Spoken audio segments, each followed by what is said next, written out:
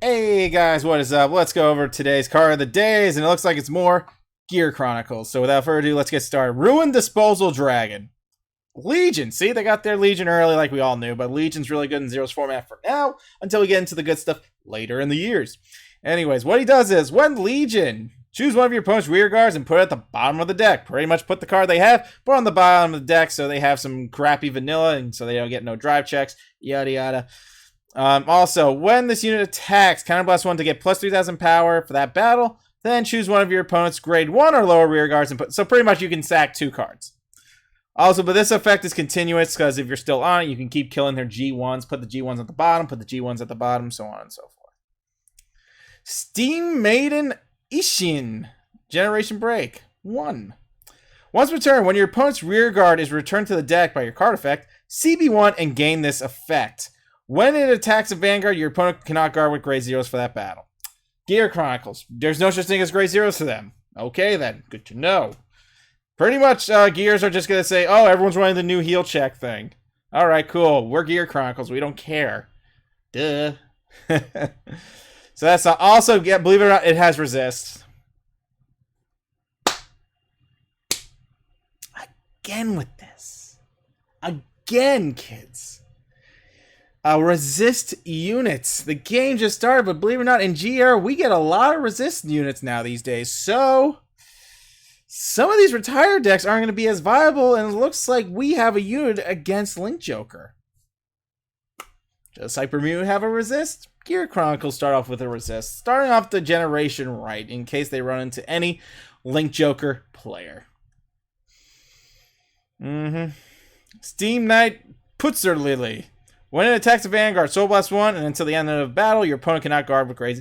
So they took out the Soul Blast 2, made it Soul Blast 1, made it cheaper because of Chrono Jet, because you can't Soul Blast that. If you Soul Blast it, you lose. But yeah, Gear Chronicles. They have a lot of good stuff. I'm not going to lie. Ragnar Clock is good for board wipe. This is a Legion that can be used anytime during the battle. Return your heal checks. Draw triggers, draw your heal checks. Your heal checks are G0s. You're good to go. Stuff like that. Pretty much. Shitty RNG shuffler. Hit those draw triggers into those heals. You're good to go to guard on the next turn. So your heal checks are actually technically your heals, because you're technically stopping an attack or you dying in a hypothetical sense of terminology there. So yeah. Okay. Steam Maiden Ishnin is like really interesting to the extent of, obviously this is bound by you have to put a card at the bottom of the deck for you to profit something off this. That's number 1.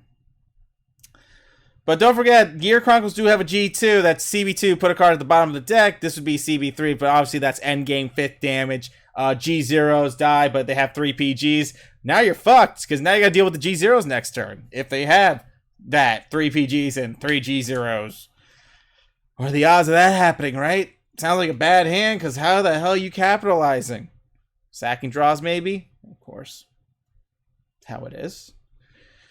But yeah, Ruined Disposal Dragon was obviously going to be a triple rare because it's a good Legion, because he does what Skybeat and any other Legions you can think of that do the same shit when you Legion.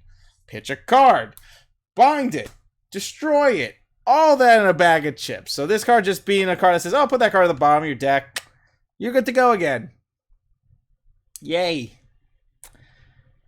The fact that G era is going to be, believe it or not, guys, the start of more resisting. So don't get too comfy with Kagurus. Kaguro units that retire. Link Joker units that lock. You're going to be playing a lot of cards that do the forcing of these things to happen, especially when it comes to resist units and all that. Just something to think about. But lo and behold, Gear Chronicles, if they didn't add G0s, I think they just would have turned these into Toms like people have been saying. This would have been a giant Silent Tom deck, and no one wanted that, so Game Studio says, fuck it, let's just make G0s a guard system so these cards can actually make sense. I mean, hey, it worked out. Every clan can now guard with their heals. Drawing 4 heals, congratulations, you've now drawn 4 blocks. Yay. Also, believe it or not, the PGs have been confirmed. You will be able to countercharge on a PG turn. So that's good. So you're going to be able to countercharge. So you're going to have CB if you block perfectly and you didn't die. Very interesting. So those PGs are going to come in real handy for certain clans.